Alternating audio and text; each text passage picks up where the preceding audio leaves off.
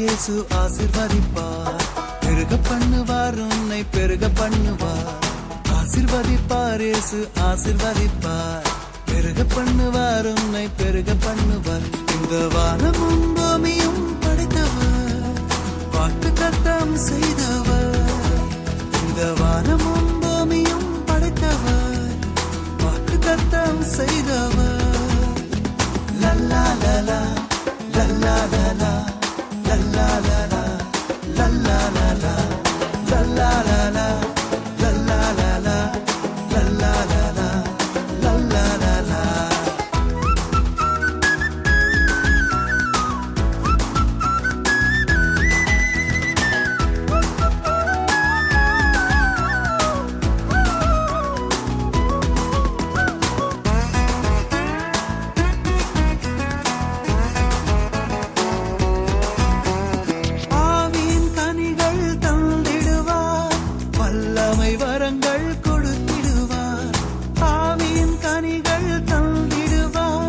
வல்லமை வரங்கள் கொடுத்திடுவார். அபிஷேகம் உன்னில் பெருகச் செய்வார். அற்புதம் தினமும் செய்திடுவார். அபிஷேகம் உன்னில் பெருகச் செய்வார். அற்புதம் தினமும் செய்திடுவார். ஆசீர்வதிப்பார் இயேசு ஆசீர்வதிப்பார். பெருக பண்ணுவார், உன்னை பெருக பண்ணுவார். ஆசீர்வதிப்பார் இயேசு ஆசீர்வதிப்பார். பெருக பண்ணுவார், உன்னை பெருக பண்ணுவார்.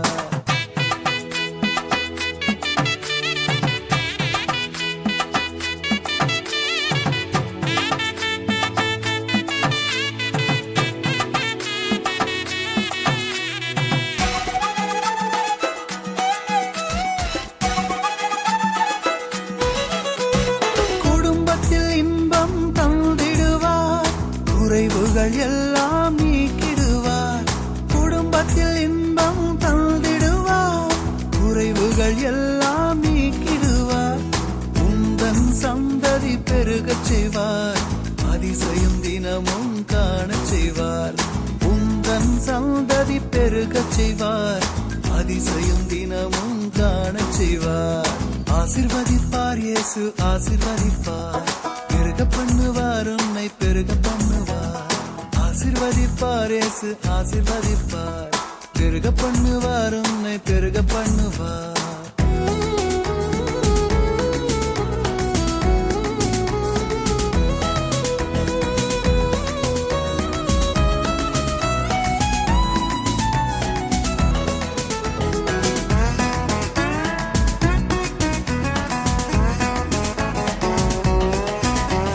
செயல்களில் ஆசீர் தந்திடுவார், காரியம் எல்லாம் வாய்க்கச் செய்வார். செயல்களில் ஆசீர் தந்திடுவார், காரியம் எல்லாம் வாய்க்கச் செய்வார். உந்தன் சம்பத்து பெருகச் செய்வார், வேலி அடைத்து காத்திடுவார். உந்தன் சம்பத்து பெருகச் செய்வார், வேலி அடைத்து காத்திடுவார். ஆசீர்வதிப்பார் இயேசு ஆசீர்வதிப்பார். பெருக பண்ணுவார், உன்னை பெருக பண்ணுவார். ஆசீர்வதிப்பார் இயேசு ஆசீர்வதிப்பார். பெருக பண்ணுவார், உன்னை பெருக பண்ணுவார். இந்த வானமும் பூமியும் படைத்தவர், வாக்கு தத்தம் செய்தவர். தேவனுக்கே மகிமை உண்டாவதாக. பிரியமானவர்களே, அமெரிக்க ஐக்கிய நாட்டின் நியூஜெர்சி மாநிலத்தில் உள்ள நித்திய கிருபை சபையின் சார்பாக உங்களை வாழ்த்தி பாஸ்டர் பிரபாகரன் சி மேனன் அவர்களின் தேவ செய்தியினை கேட்கும்படி அன்புடன் வரவேற்கின்றோம். நம்முடைய கர்த்தராகிய இயேசு கிறிஸ்துவின் திருநாமத்திற்கு மகிமை உண்டாயிருப்பதாக. ஆமென்.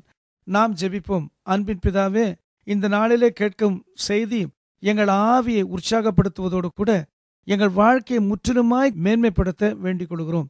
இயேசு கிறிஸ்துவின் ஜீவனுள்ள நாமத்தில் வேண்டிக் கொள்கிறோம் எங்கள் பரமபிதாவே. ஆமென். விரும்புவதை விரும்பும் தேவன். நாம் விரும்ப வேண்டும் என்று தேவன் விரும்புகிறார். காரணம், மனிதனை தேவன் ஒரு இயந்திரமாக உருவாக்கவில்லை. மனிதனை தமது சாயலாகவும் தமது ரூபத்தின்படியும் அவர் உண்டாக்கியிருக்கின்ற ஒரே காரணத்தினாலே நம்மிடத்துல எந்த காரியத்தையும் அவர் திணிக்க மாட்டார். நம்ம இதை செய்ய வேண்டும் என்று சொல்லி வலியுறுத்தவும் மாட்டார். இதோ உனக்கு முன்பாக ஆசீர்வாதத்தை வைக்கிறேன், சாபங்களை வைக்கிறேன், ஜீவனை வைக்கிறேன், மரணத்தை வைக்கிறேன். நீ எதை தெரிந்து கொள்ள விரும்புகிறாயோ தெரிந்து கொள். இதுதான் தெய்வத்தின் ஒரு முறை என்று பார்க்கிறோம். தேவன் நம்மிடத்திலே காண்பிக்கும் அவருடைய வழிமுறை என்று பார்க்கின்றோம். நாம் விரும்பினால்தான் தேவன் நம்மை ஆசீர்வதிப்பார். ஆதியாகமத்தின் புஸ்தகம் 32 அதிகாரத்திலே 26 வசனம் முதற்கொண்டு 28 வசனம் வரைக்கும் வாசிக்க கேட்போம். அவர், நான் போகட்டும், பொழுது விடுகிறது என்றார். அதற்கு அவன், நீர் என்னை ஆசீர்வதித்தால் ஒழிய உம்மை போக விட மாட்டேன் என்றான். அவர், உன் பேர் என்ன என்று கேட்டார். யாக்கோபு என்றான். அப்பொழுது அவர், உன் பேர் நீ யாக்கோபு எனப்படாமல் இஸ்ரவேல் எனப்படும், தேவனோடும் மனிதனோடும் போராடி மேற்கொண்டாயே என்றார். இந்த வசனத்திலே நாம் பார்த்த காரியம், அங்கே யாக்கோபு என்ற ஒரு மனுஷன் தேவனை பார்த்து போராடி வேண்டிக் கொள்கிறான். நீர் என்னை ஆசீர்வதித்தால் ஒழிய உம்மை போக விடேன் என்றான். என்னை ஆசீர்வதியும் என்று மனுக்குலம் வேண்டிக் கொள்ளும் போது அவர்கள் தெய்வத்தை கெட்டியாய் பிடித்துக் கொள்ளலாம் என்பதுதான் இந்த வசனத்திலிருந்து நாம் அறிகின்ற ஒரு நற்செய்தி. பொதுவாக மற்றவிடத்தில் நாம் அதிகமாய் வலியுறுத்தி கேட்போமானால் தங்களுக்கு நாம் சங்கடத்தை கொடுக்கிறோம் என்று நினைப்பது மனித இயல்பு. ஆனால் தெய்வத்தினுடைய இயல்பு அது அல்ல. என்னை ஆசீர்வதியும் என்று வலியுறுத்தி தேவனிடத்தில் கேட்பதுதான் தேவனுடைய பரிபூர்ண சித்தம். காரணம், மனிதனுடைய ஆசீர்வாதத்தை அழிக்கிற தீய சக்திக்கு பேர் சாத்தான், பிசாசு. தேவனோ மனுக்குலத்தை ஏன் படைத்தார் என்றால் அவன் மகிழ்ச்சியா இருக்க வேண்டும், அவன் மேன்மையான வாழ்க்கையை நடத்த வேண்டும். இதற்காகத்தான் மனுஷனை உண்டாக்கினார். அல்லாமல் அவன் துக்கத்திலும் துயரத்திலும் சாபத்திலும் தன் வாழ்க்கையை கழிப்பது தேவ சித்தமே அல்ல, அல்ல, அல்லவே அல்ல. இருப்பினும் மனிதனை தேவன் இயந்திரமாக உண்டாக்காமல் தமது சாயலாகவும் தமது ரூபத்தின்படி உண்டாக்கி இருக்கிறபடியாலே அவன் விரும்ப வேண்டும் என்று அவர் விரும்புகிறார். காரணம், ஆசீர்வாதமாய் இருந்தாலும் சரி, சரீர ஆரோக்கியமா இருந்தாலும் சரி, நீண்ட ஆயுளாய் இருந்தாலும் சரி, நன்றாக உழைக்க வேண்டும் என்று நல்ல ஒரு தொழிலை பெற்றுக்கொள்கிற காரியமா இருந்தாலும் சரி, பரிசுத்த ஆவியானவராகிய தேவனுடைய வழிநடத்தலை அனுகிரகத்தை பெறுகிற காரியமா இருந்தாலும் சரி, நாம் விரும்ப வேண்டும் என்று தேவன் விரும்புகிறார். ஆதியாகமத்தின் புஸ்தகம் 32 அதிகாரத்திலே யாக்கோபு என்ற இந்த மனிதன், நீர் என்னை ஆசீர்வதித்தால் ஒழிய உம்மை போக விடேன் என்று சொன்னான். இதில் நல்ல செய்தி என்னவென்றால், என்னை ஆசீர்வதியும் என்று போராடி நாம் ஜெபிக்க, தேவனை நோக்கி வேண்டிக் கொள்ள அவர் சித்தமாய் இருக்கிறார். ஒவ்வொரு நாளும் நாம் சொல்லலாம், என்னை ஆசீர்வதியும் ஆண்டவரே, என்னை ஆசீர்வதியும் ஆண்டவரே, என் கணவரை ஆசீர்வதியும், என் மனைவியை ஆசீர்வதியும், என் பிள்ளைகளை ஆசீர்வதியும், மருமக்களை ஆசீர்வதியும், என் பேர பிள்ளைகளை ஆசீர்வதியும், என் சந்ததியை ஆசீர்வதியும், என் நண்பர்களை ஆசீர்வதியும், என் ஊரை ஆசீர்வதியும், என் தேசத்தை ஆசீர்வதியும், என்னுடைய திருச்சபையை ஆசீர்வதியும், என் ஊழியர்களை ஆசீர்வதியும் என்று யாக்கோபு என்ற அந்த மனிதன், நீரனை ஆசீர்வதித்தால் ஒழிய உம்மை போக விடேன் என்று எப்படி அவரை பற்றி கொண்டு ஜெபித்தானோ, அப்படி நாமும் அவரை பற்றி கொண்டு ஜெபிக்க தேவன் நமக்கு இந்த வசனத்தை ஆதாரமாய் கொடுத்துள்ளார் என்று பார்க்கிறோம். இவன் விரும்புகிறான், என்ன விரும்புகிறான்? நீரனை ஆசீர்வதிக்க வேண்டும் என்று விரும்புகிறான். தேவனும் அவனை ஆசீர்வதிக்க சித்தம் கொண்டாலும் 2 காரியத்தை அவனிடத்தில் எதிர்பார்க்கிறார். நாம் விரும்பும் ஆசீர்வாதத்தை தேவன் தர விருப்பமாய் இருந்தாலும், நாம் விரும்பும் போது 2 காரியத்தை செய்தால்தான் நாம் விரும்புவதை தேவன் தர விரும்புவார். முதலாவது காரியம், நாம் அதற்காக ஜெபிக்க வேண்டும். அதை குறித்து நாம் 1 நாளாகமத்தின் புஸ்தகம் 4 அதிகாரம் 10 வசனத்திலே, அங்கே துக்கம் நிறைந்த ஒரு மனுஷன், யாபேஸ் என்ற பெயரை கொண்ட ஒரு மனுஷன், தேவரீர் என்னை ஆசீர்வதித்து என்று ஜெபித்தான். அவன் வேண்டிக் கொண்டதை தேவன் அவனுக்கு அருளினார் என்று 1 நாளாகமத்தின் புஸ்தகம் 4 அதிகாரம் 10 வசனத்திலே நாம் தெள்ள தெளிவாய் அங்கே வாசிக்கின்றோம். அவன் ஆசீர்வாதத்தை விரும்பாமற் போனான், அது அவனுக்கு தூரமாய் விலகி போம் என்று 109 சங்கீதத்திலே 17 வசனத்திலே நாம் பார்க்கிறோம். அவன் ஆசீர்வாதத்தை விரும்பாமற் போனான், அது அவனுக்கு தூரமாய் விலகி போம். மனிதனே தேவன் ஒரு இயந்திரமாய் படைக்காமல் தமது சாயலாய் தமது ரூபத்தின்படியே சிருஷ்டித்திருக்கிறபடியாலே அவன் விரும்பினால்தான் கொடுப்பார் என்பது தேவனுடைய பிரமாணமாக இருக்கின்றதை நாம் மறக்கவே கூடாது. நாம் விரும்ப வேண்டும், எனக்கு இந்த காரியம் வேண்டும் என்று தெய்வத்தினிடத்திலே போய் கேட்க வேண்டும். ஒருவேளை நாம் கேட்பது தவறான காரியமா இருக்குமானால் அவர் நீ கேட்பது தவறு என்று நமக்கு உணர்த்தி சரியான காரியத்தை கேட்க அவர் செய்வார். உதாரணமாக வேதத்திலே உங்களில் தகப்பனாய் இருக்கிற ஒருவனிடத்தில் மகன் அப்பம் கேட்டால் கல்லை கொடுப்பானா, மீனை கேட்டால் பாம்பை கொடுப்பானா, முட்டையை கேட்டால் தேளை கொடுப்பானா? பொல்லாதவர்களாகிய நீங்கள் உங்கள் பிள்ளைகளுக்கு நல்ல ஈவுகளை கொடுக்க அறிந்திருக்கிறது போல பரமபிதா தம்மிடத்தில் வேண்டிக் கொள்கிறவர்களுக்கு நன்மையானவளை கொடுப்பது அதிக நிச்சயம் அல்லவா என்று மத்தேயு எழுதின சுவிசேஷத்திலே இயேசு கிறிஸ்து சொல்லியிருப்பதை நாம் வாசிக்கலாம். இவ்வளமாய் தேவன் சொல்லுகிறார், நீ கேட்க வேண்டும், நீ கேட்க வேண்டும். பொல்லாதவர்களாகிய நீங்கள் உங்கள் பிள்ளைகளுக்கு நல்ல ஈவுகளை கொடுக்க அறிந்திருக்கிறது போல பரமபிதாவும் தம்மிடத்தில் வேண்டிக் கொள்ளுகிறவர்களுக்கு நன்மையானவளை கொடுப்பது அதிக நிச்சயம் அல்லவா? ஜபிக்க வேண்டும், தேவனே என்னை ஆசீர்வதியும், அப்பம் எனக்கு வேண்டும், மீன் எனக்கு வேண்டும், எனக்கு முட்டை வேண்டும் என்று ஒரு பிள்ளை தகப்பனத்தை கேட்பது போல என் தேவனே என்னை ஆசீர்வதியும் என்று கேட்க தேவன் எதிர்பார்க்கிறார். நம்மை ஆசீர்வதிக்க அவர் வாஞ்சியா இருக்கிறார். உதாரணமாக பாருங்கள், நம் கையில வைத்துக் கொண்டிருக்கிற செல்போனை எடுத்துக்கொள்ளுங்கள், மொபைல் போனை வைத்துக் கொள்ளுங்கள். அதற்கு எந்த விதமான கம்பி இணைப்பும் இல்லாதிருந்தும் நாம் அதை பயன்படுத்தும் போது மறுபக்கத்தில் உள்ளவர்கள் அந்த சத்தத்தை கேட்கிறார்கள். இடையிலே நம்முடைய கண்களுக்கு எந்த ஒரு கம்பி இணைப்பு இல்லாமல் இருப்பதை போன்று தோன்றினாலும் கூட ஒன்று தெரியும், அந்த அலைவரிசையானது நம்முடைய வார்த்தையை நம்முடைய மொபைல் போனில் இருந்து, நம்முடைய செல்போனில் இருந்து அடுத்தவர் வைத்திருக்கும் செல்போனுக்கு, மொபைல் போனுக்கு அலைவரிசையானது நம்முடைய சத்தத்தை கொண்டு போய் சேர்ப்பது போல தேவனே என்று ஜெபிக்கும் போது தேவனே நம்மையும் இணைப்பதுதான் அந்த ஜெபம் என்று பார்க்கிறோம். ஆங்கிலத்தில் இவ்வண்ணமாய் சொல்லுவார், அவர் God is only a prayer away. Our God is only a prayer away. நம்முடைய தேவன் எவ்வளவு தொலைவில் இருக்கிறார்? ஒரு ஜெப தொலைவில் தான் இருக்கிறார். ஜெபித்த உடனே அவர் பக்கத்திலே வந்து விடுகிறார் என்று பார்க்கிறோம். நாம் ஜெபித்தவுடன் அவர் கேட்கும்படியாக நம் மண்டையில இருக்கிறார் என்று நாம் பார்க்கிறோம். ஆகையினாலே ஆசீர்வாதம் பெற விருப்பமா? இங்கே ஆதியாகமத்தின் புஸ்தகம் 32ஆம் அதிகாரத்திலே 26ஆம் வசனத்திலே யாக்கோபு என்ற மனுஷன் என்ன செய்தான்? நீர் என்னை ஆசீர்வதித்தால் ஒழிய உம்மை போக விடேன் என்று சொன்னான். நம்முடைய வாழ்க்கையில கூட நீர் என்னை ஆசீர்வதித்தால் ஒழிய உம்மை போக விடேன் என்று நம்முடைய உறுதியை காண்பிக்கும்படி நம்முடைய ஜெபத்தை நாம் ஆழப்படுத்த வேண்டும். அந்த ஜெபத்தை இன்னும் அதிகமாக ஆழப்படுத்த வேண்டுமானால் உபவாசிக்க வேண்டும், உபவாசித்து ஜெபிக்க வேண்டும். நாம் ஜெபித்தது போதாது என்று நாம் உணர்வோமானால், நினைப்போமானால் உபவாசித்து ஜெபிக்க வேண்டும். உபவாசித்து ஜெபிப்பது என்னத்தை காண்பிக்கிறது? நான் கேட்கிற விஷயத்திலே நான் உறுதியாய் இருக்கிறேன் என்று. பிரியமானவர்களே, முதலாவது குறிப்பு, என்னை நீர் ஆசீர்வதியும் என்ற விருப்பத்தை நாம் ஜெபத்திலே தேவனுக்கு தெரியப்படுத்த வேண்டும். இரண்டாவது காரியம் நாம் பார்க்கிறோம், ஆதியாகமத்தின் புஸ்தகம் 32ஆம் அதிகாரத்திலே அவன் நீர் என்னை ஆசீர்வதித்தால் ஒழிய உம்மை போக விடேன் என்று தேவனை நோக்கி ஜெபித்த போது அந்த யாக்கோபை பார்த்து தேவன் ஒரு கேள்வி கேட்டார். உன் பேர் என்ன என்று கேட்டார். ஏன் அந்த கேள்வியை கேட்டார்? ஆதியாகமம் 32ஆம் அதிகாரத்திலே 28ஆம் வசனத்திலே அப்பொழுது அவர் உன் பேர் இனி யாக்கோபு எனப்படாமல் இஸ்ரவேல் எனப்படும் என்று சொல்லுகிறார். அப்படி என்றால் என்ன அர்த்தம் என்றால், உன்னை நான் ஆசீர்வதிக்க நீ விரும்புகிறாய், உன் விருப்பத்தை நான் நிறைவேற்ற வேண்டுமானால் உன் பேரை நான் மாற்ற வேண்டும். பிரியமானவர்களே, பேரை மாற்ற வேண்டும் என்று சொன்னால் என்ன பொருள்? வேதாகமத்தில் ஒரு இடத்துல இவனமாய் வாசிக்கிறோம், அவன் பெயர் எப்படியோ அவனும் அப்படியே.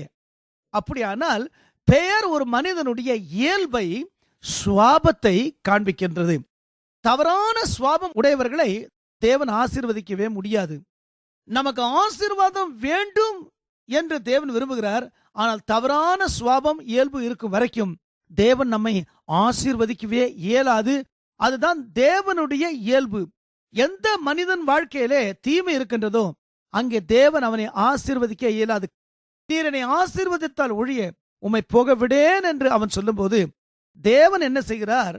உன் பேர் என்ன என்று கேட்டார். அவன் யாக்கோபு என்று சொன்னான். உடனடியாக அவர் சொல்கிறார், உன் பேர் இனி யாக்கோபு எனப்படாமல் இஸ்ரவேல் எனப்படும். அவனமாய் அவர் சொன்னதின் காரணம் என்னவென்றால், உன் பேரை நான் மாற்றுகிறேன் என்றால் உன் சுவாபத்தை மாற்றுகிறேன் என்று பொருள். நம்மை ஆசீர்வதிக்க துடியாய் துடிக்கும் தெய்வம். நம்மை ஆசீர்வதிக்க இயலாதபடி அவரை தடுத்து நிறுத்துவது நம்முடைய தவறான சுவாபம், தவறான நம்முடைய இயல்பு, தவறான நம்முடைய குணம். அவைகளை மாற்றும்படி தேவனிடத்தில் ஒப்படைக்க வேண்டும். ஏனென்றால் மனித இயல்பையும் மனித சுவாபத்தையும் மனிதனுடைய குணத்தையும் தெய்வம் ஒருவர் தான் மாற்ற முடியும். ஆகையினாலே என் தேவனே என் சுவாபத்தை மாற்றும் என்று நம்மை ஒப்புவித்து நாம் ஜெபிக்க வேண்டும். அப்பொழுது நம்முடைய சுவாபத்தை அவர் மாற்றுவார். ரோமருக்கு எழுதின நிருபம் 8ஆம் அதிகாரம் 13ஆம் வசனத்திலே இவ்வண்ணமாக எழுதப்பட்டுள்ளது. மாம்சத்தின்படி பிழைத்தால் சாவீர்கள், ஆவியினாலே சரீரத்தின் செய்கைகளை அழித்தால் பிழைப்பீர்கள். அப்படியானால் பரிசுத்த ஆவியானவராகிய தேவனுடைய பலத்தோடு கூட நம்முடைய மாம்ச சுவாபமாகிய தவறான சுவாபத்தை நாம் மேற்கொள்வது மட்டுமல்ல, நம்முடைய வாழ்க்கையை விட்டு அவர்களை களைய வேண்டும். அதற்கு ஒரே ஒரு வழி உண்டு. பரிசுத்த ஆவியானவருடைய அபிஷேகத்தால் நிறைந்து வாழ வேண்டும். பரிசுத்த ஆவியானவராகிய தேவன் நம்மை ஆசீர்வதிக்கும்படியாக நம்முடைய சுவாபத்தை மாற்றுகிறவர் என்று பார்க்கிறோம். ஆகையினாலே மாம்சத்தின்படி பிழைத்தால் சாவீர்கள், ஆவியினாலே சரீரத்தின் செய்கைகளை அழித்தால் பிழைப்பீர்கள் என்று ரோமர் 8ஆம் அதிகாரம் 13ஆம் வசனத்தில் வாசிக்கின்றோமே. இங்கே யாக்கோபு என்ற பெயரை தேவன் இஸ்ரவேல் என்று மாற்றுகிறார். அப்படியான சுவாபத்தை மாற்றுகிறார். என்னை ஆசீர்வதியும் ஆண்டவரே என்று ஜெபிக்கிற தேவ ஜனமே, தேவன் என்ன எதிர்பார்க்கிறார்? உன் சுவாபம் மாறிற்றா? உன்னுடைய தவறான சுவாபம் உன்னை விட்டு நீங்க நீ உன்னை ஒப்படைப்பாயா என்னிடத்திலே? உன்னுடைய தீமையான சுவாபங்கள் நீங்கும்படி நீ என்னை நோக்கி விண்ணப்பம் பண்ணுவாயா என்று எதிர்பார்த்து கொண்டிருக்கிறார். இயேசுவே என்னுடைய பழைய சுவாபத்தை நீக்கி போடும். அது எரிச்சலா இருக்கலாம், பொறாமையா இருக்கலாம், அது எந்த விதமான தவறான சுவாபமா இருந்தாலும் இயேசுவே அதை என்னை விட்டு நீக்கி போடும். அது சுயநலமா இருக்கலாம், என்னை விட்டு நீக்கி போடும் இயேசுவே. தவறான இந்த சுவாபங்களை, அதாவது சுயநலம், எரிச்சல், பொறாமை போன்றவைகளை மனதிலே வைத்துக் கொண்டு என்னை ஆசீர்வதியும் என்று சொன்னால் தெய்வம் ஆசீர்வதிக்க இயலாது. தமிழிலே சொல்லுவார்கள், குரங்கு கையிலே பூமாலையை கொடுக்க கூடாது என்று சொல்லி. நம்முடைய தவறான சுவாபமானது ஒரு குரங்கை போன்றது. அந்த குரங்கு இருக்கும் வரைக்கும் ஆசீர்வாதமாகிய பூமாலையை தெய்வம் தரமாட்டார் என்று நாம் சொல்லலாம். அந்த குரங்கு சுவாபமாகிய பொறாமையும் எரிச்சலும் சுயநலமும் தவறான தீமையான எல்லா விதமான கெட்ட நடத்தைகளும் நம்மை விட்டு நீக்கப்பட வேண்டும். அது மனிதனுடைய பலத்தாலே முடியாமல் இருக்கும் நிலையிலே நாம் செய்ய வேண்டிய காரியம், தெய்வத்தினுடைய பலத்தை நாம் கேட்க வேண்டும். தேவனே என்னை ஆசீர்வதியும் என்று சொல்லுகிறவர்கள், தேவனே இந்த கெட்ட குணங்களை நான் விட முடியாமல் நான் துடித்தாலும் ஒன்றை நான் செய்கிறேன், இந்த தீய குணங்களை என்னை விட்டு நீக்கும்படி ஆண்டவரே எனக்கு உம்முடைய வல்லமையை தாரும், உம்முடைய சக்தியை தாரும், உம்முடைய ஆற்றலை தாரும் என்று ஜெபிக்கும் போது அந்த ஆற்றலை தேவன் நமக்கு தருவார். அந்த வல்லமையை தேவன் நமக்கு தருவார். அந்த சக்தியை தேவன் நமக்கு தருவார். அது மனித சக்தி அல்ல பிரியமானவரே, அது தெய்வத்தினுடைய சக்தி. அது வெறும் சக்தி மட்டுமல்ல, அது தேவனே என்று பார்க்கிறோம். திரியேக தேவனில் 3வது நபராய் இருக்கின்ற பரிசுத்த ஆவியானவராகிய தேவனே அந்த ஆற்றலாக நமக்கு அருளப்படுகிறார். ஆகையினாலே ஆண்டவரே, பரிசுத்த ஆவியானவருடைய சர்வ வல்லமையினாலே என் தீய குணங்களை என்னை விட்டு நீக்கும் என்று சொல்லும்போது ரோமர் 8ஆம் அதிகாரம் 13ஆம் வசனத்தில் பார்த்தோமே, ஆவியினாலே சரீரத்தின் செய்கைகளை அழித்தால் பிழைப்பீர்கள் என்று பார்த்தோமே. நம்முடைய சுய பலத்தால் நம்முடைய தீய குணத்தை மாற்ற முடியாது. ஆவியினாலே சரீரத்தின் செய்கைகளை அழித்தால் என்று சொன்னால் சரீரத்தின் செய்கைகள் தீமையாய் இருக்கின்றன. அந்த தீமையான காரியங்களை அழிக்க வேண்டுமானால், நம்மை விட்டு களைய வேண்டுமானால் தேவனுடைய பரிசுத்த ஆவியானவரால் நாம் நிரம்பி இருக்க வேண்டும். யாக்கோபு எழுதின நிருபத்திலே 4ஆம் அதிகாரத்திலே தேவனிடத்திலே நாம் விரும்பி விண்ணப்பம் பண்ணுவதும் பெற்றுக்கொள்வதும் பெற்றுக்கொள்வதற்கு தடையா இருப்பதும் இன்னதென்பதை குறித்து நாம் வாசிக்கின்றோம். யாக்கோபு 4ஆம் அதிகாரம் 1ஆம் வசனம் முதற்கொண்டு 3ஆம் வசனம் வரைக்கும் வாசிக்க கேட்போம். உங்களுக்குள்ளே யுத்தங்களும் சண்டைகளும் எதனாலே வருகிறது? உங்கள் அவயங்களில் போர் செய்கிற இச்சைகளினால் அல்லவா? நீங்கள் இச்சித்தும் உங்களுக்கு கிடைக்கவில்லை. நீங்கள் கொலை செய்தும் பொறாமையுள்ளவர்களாய் இருந்தும் அடையக்கூடாமல் போகிறீர்கள். நீங்கள் சண்டையும் யுத்தமும் பண்ணியும் நீங்கள் விண்ணப்பம் பண்ணாமல் இருக்கிறதுனாலேயே உங்களுக்கு சித்திக்கிறதில்லை.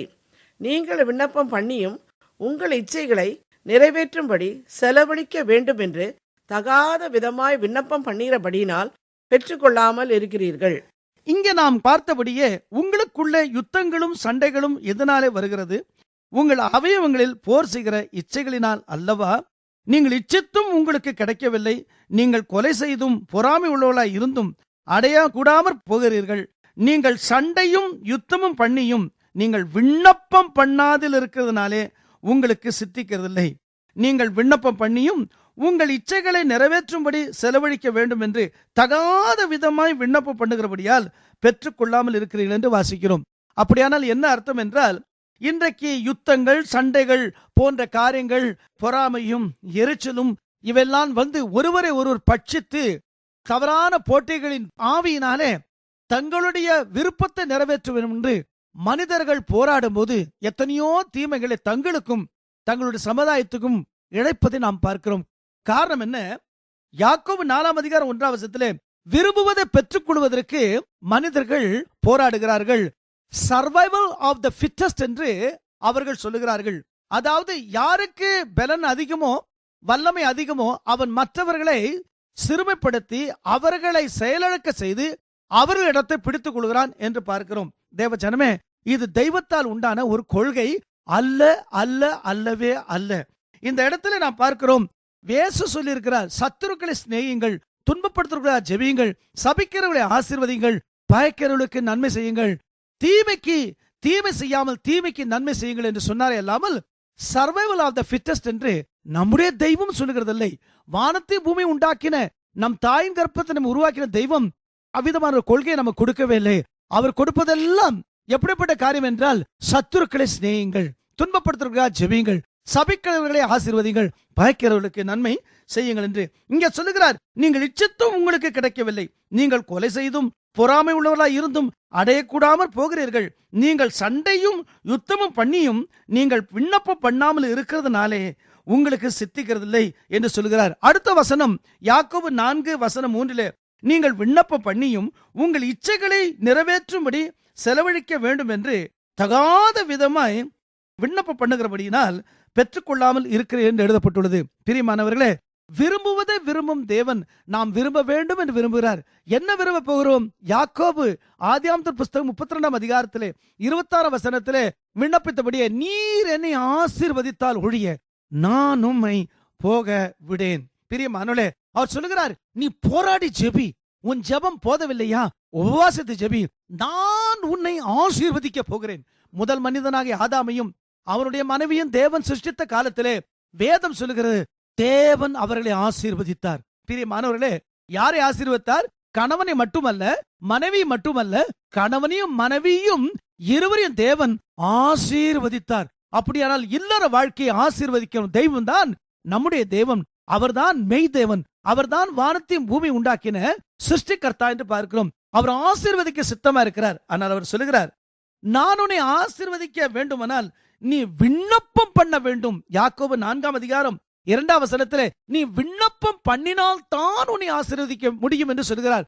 அது தேவனுடைய கொள்கை. என்ன கொள்கை என்றால், மனிதன் விரும்பினாலே ஒழிய தன் விருப்பத்தை அவன் தேவனிடத்திலே ஜெபத்திலே சமர்ப்பித்தாலே அல்லாமல் தேவன் அவனுக்கு செய்ய இயலாது என்பது தேவனுடைய ஒரு கொள்கை, டிவைன் பிரின்சிபிள் என்று பார்க்கிறோம். ஆகையினால் தான் ஜெபிக்க வேண்டும். More things are wrought by prayer than this world dreams of. இந்த உலகம் சொப்பனத்தில் கூட பெற முடியாத காரியங்களை நாம் ஜெபத்தின் வாயிலாய் பெற்றுக் கொள்ளலாம். ஜெபமே ஜீவன், ஜெபம் ஜெயம். என்னை ஆசீர்வதியும் என்று ஜெபியுங்கள். ஆண்டவரே, என் கணவரை ஆசீர்வதியும், என் மனைவியை ஆசீர்வதியும், என் பிள்ளைகளை ஆசீர்வதியும், என் மருமக்களை ஆசீர்வதியும், என் பேர பிள்ளைகளை ஆசீர்வதியும், என் கணவருடைய வேலையை உத்தியோகத்தை ஆசீர்வதியும், என் மனைவியுடைய வேலை உத்தியோகத்தை ஆசீர்வதியும், என் பிள்ளைகளுடைய படிப்பை ஆசீர்வதியும், அவருடைய விவாக வாழ்க்கை ஆசீர்வதியும் என்று நாம் கேட்பது தேவ சித்தமாய் இருக்கிறது. அதே சமயத்திலே யாக்கோபு 4:3 நீங்கள் விண்ணப்பம் பண்ணியும் உங்கள் இச்சைகளை நிறைவேற்றும்படி செலவழிக்க வேண்டும் என்று தகாத விதமாய் விண்ணப்பம் பண்ணுகிறபடியினால் பெற்று கொள்ளாமல் இருக்கிறீர்கள். அப்படியானால் நாம் விரும்புகிறோமே, எதற்காக விரும்புகிறோம்? அதனுடைய நோக்கம் என்ன?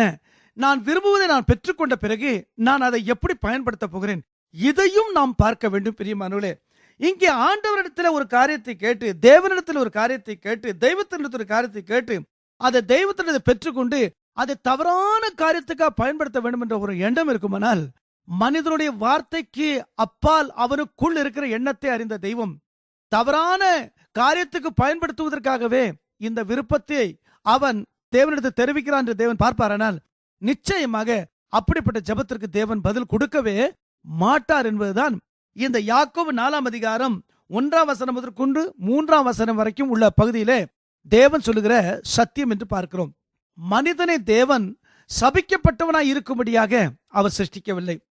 நாம் வேதாகமத்தில் பார்க்கும்போது ஆதியாகமத்தின் புஸ்தகத்திலே 3ஆம் அதிகாரத்திலே மனிதன் பாவத்தில் விழுந்தவுடனே தேவன் மனுஷனை தண்டித்தார், அவனை சபிக்கவில்லை. அவனுடைய மனைவியாகிய மனுஷியை தேவன் தண்டித்தார், சபிக்கவில்லை. நாம் ஆதியாகமத்தின் புஸ்தகம் 1ஆம் அதிகாரத்தில் பார்க்கின்ற காரியம், தேவன் தாம் சிருஷ்டித்த முதல் மனுஷனையும் அவன் மனைவியையும் ஆசீர்வதித்தார் என்று. இரண்டாவது நாம் பார்க்கிறோம், அவன் தவறு செய்த காலத்திலே தேவன் அவனை சபியாமல் அவனை தண்டித்தார் என்று பார்க்கிறோம். சாபமானது உருவ அழிக்க செய்யும். சாபமானது மாபெரும் நிரந்தர இழப்பை ஏற்படுத்தும். தேவன் எதற்காக தண்டிக்கிறார் என்றால், நம்மை சீர்தீர்த்தும்படி தான் தண்டிக்கிறார், இல்லாமல் நாம் அழிந்து போகும்படி தேவன் நம்மை சபிக்கிற தேவன் அல்ல. ஆனால் மனிதர்கள் தங்களுக்கே சாபத்தை வருவிக்கும்படி எவ்வளமாக ஆதியாகமத்தின் புஸ்தகம் 3ஆம் அதிகாரத்திலே சர்ப்பம் சாத்தானோடு ஒன்றித்து போனதோ, அப்படி சாத்தானோடு இசைந்து உங்களில் ஒருவன் பிசாசா இருக்கிறான் என்று யூதாஸ் காரியத்தை குறித்து தேவன் சொன்னபடியே, பிசாசினால் ஆட்கொள்ளப்பட்டது மட்டுமல்ல, பிசாசோடு ஒன்றித்து பிசாசோட ஒரே ஆவியாய் மாறி போகிறவர்கள் எவர்களோ அவர்கள் யூதாஸ் காரியத்தை போல சாத்தானுடைய சாபத்தை பரிபூர்ணமாய் சுதந்திரித்துக் கொள்கிறார்கள்.